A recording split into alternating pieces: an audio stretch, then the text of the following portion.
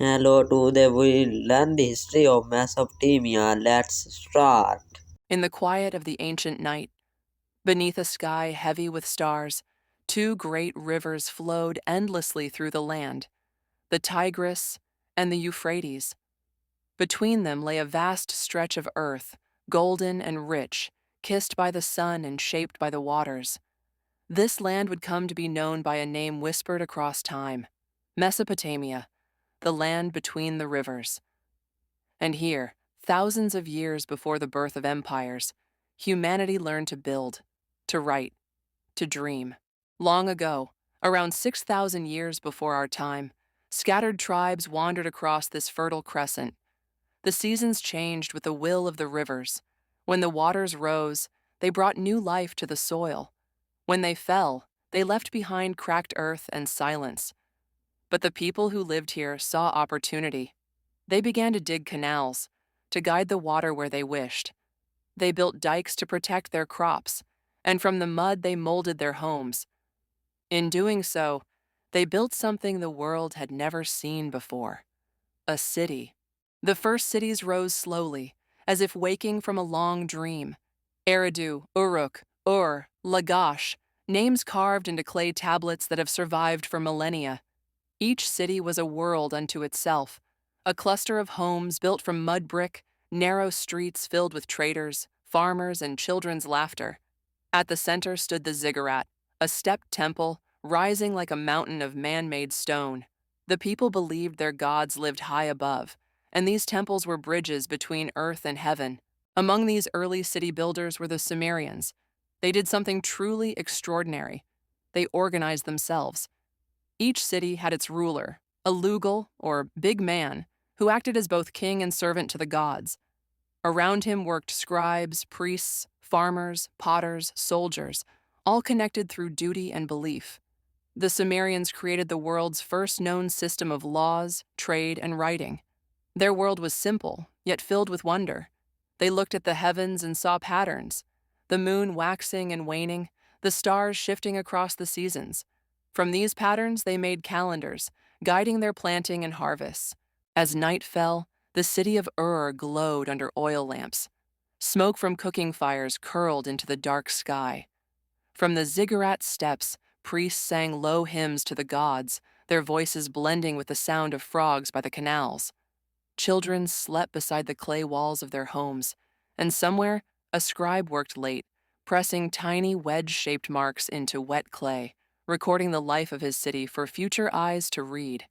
And in that stillness, beneath the stars and the sound of the river, the heartbeat of civilization could be heard, soft, steady, ancient. Gilgamesh was no ordinary ruler. The stories said he was two-thirds god, one-third man. His strength was unmatched, his ambition boundless. But though he built walls that touched the clouds, his heart was restless. The people of Uruk both feared and admired him. He sought greatness beyond mortal measure, and the gods decided to teach him humility. They created Enkidu, a wild man of the forests, strong and untamed as the beasts he lived among. When the two finally met, they wrestled for hours, shaking the walls of Uruk itself. And in that struggle, something rare was born: friendship. Together, Gilgamesh and Enkidu set out to prove their strength. They crossed deserts, walked through forests untouched by man, and faced the guardian Humbaba, the monster of the cedar forest. The battle was fierce, thunder echoed, trees fell, and when it was done, they returned to Uruk as heroes.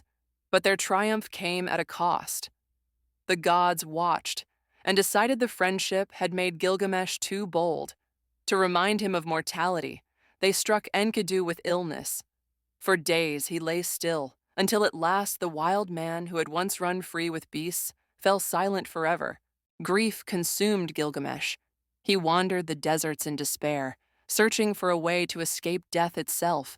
He sought out Utnapishtim, the one man who had survived the great flood, a man said to have been granted eternal life by the gods. Gilgamesh crossed mountains and oceans, fought sleep and fear, and when he found Utnapishtim, the old man told him a simple truth: life and death are the will of the gods, Gilgamesh. The moment you were born, your fate was written. He told him a secret: of a plant hidden deep beneath the sea, one that could restore youth. Gilgamesh found it, but while he bathed, a serpent stole it away. The king wept, for he understood that immortality was never meant for men. Gilgamesh returned to his city, weary but wiser. He walked along the high walls he had built and said, "Behold these walls, O traveler.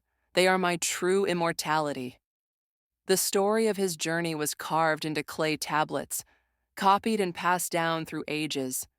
And in those ancient marks, pressed by hands long turned to dust, the world's first epic was born, the Epic of Gilgamesh.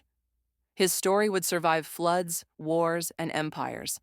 And though the man himself turned to dust, his voice would still whisper from the cracked clay of Mesopotamia, reminding us that all kings and empires fade, but stories never die. Centuries passed. The glory of Uruk faded, its walls eroded by wind and time. New kingdoms rose upon the same fertile lands. Among them was a city that began as a small settlement on the banks of the Euphrates, a city that would one day command the ancient world, Babylon. Its people spoke the language of the Akkadians, and from their forefathers they inherited the wisdom of Sumer. Under the rule of powerful kings, Babylon grew, a place of trade, writing, temples, and law. Around 1750 BCE, a new ruler ascended the throne. His name was Hammurabi. He called himself the Shepherd of the People. But his kindness came with strength. He united warring cities, defended his borders, and dreamed of bringing divine order to the land. For Hammurabi, law was sacred, a bridge between mortal men and the will of the gods. He believed justice should not be the privilege of kings, but the protection of every farmer, merchant, and child who lived under the sun. One morning, in the heart of Babylon, scribes gathered around a tall stone pillar, nearly 7 feet high, black and gleaming like night. Upon it were carved nearly 300 laws, written in cuneiform script, words of justice for all to see. It began with a declaration: "I, Hammurabi, chosen by the gods Anu and Enlil, have brought order to my land." These laws spoke of honesty in trade, of protection for widows and orphans, of punishment for theft and deceit. There were rules for builders, farmers, and merchants, and though the punishments were harsh, the idea behind them was revolutionary, that no one, not even the king himself, stood above the law. In the age of Hammurabi, Babylon thrived. Canals shimmered with water drawn from the Euphrates. Fields of wheat and barley stretched beyond the city walls. Merchants carried copper from Oman, gold from Anatolia, and spices from faraway lands. Inside the city, scholars studied the stars from the top of the ziggurat. They traced the paths of planets, marking time itself.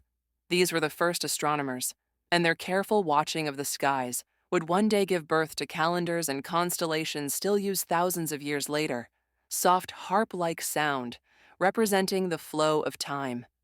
Babylon became a beacon, a city that glowed at night with oil lamps and prayer. And through the noise of life, the great pillar of law still stood, black stone shining in the torchlight, silent, unchanging, eternal. But even the brightest cities fade.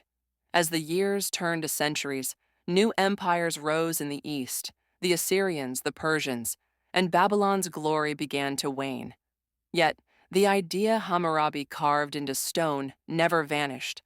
The notion that justice belongs to all, that order must be written and shared, became part of the foundation of every civilization to come. The people of Mesopotamia may have vanished into dust, their temples fallen, their rivers changed course, but their laws, their stories, their stars still shape the world we live in.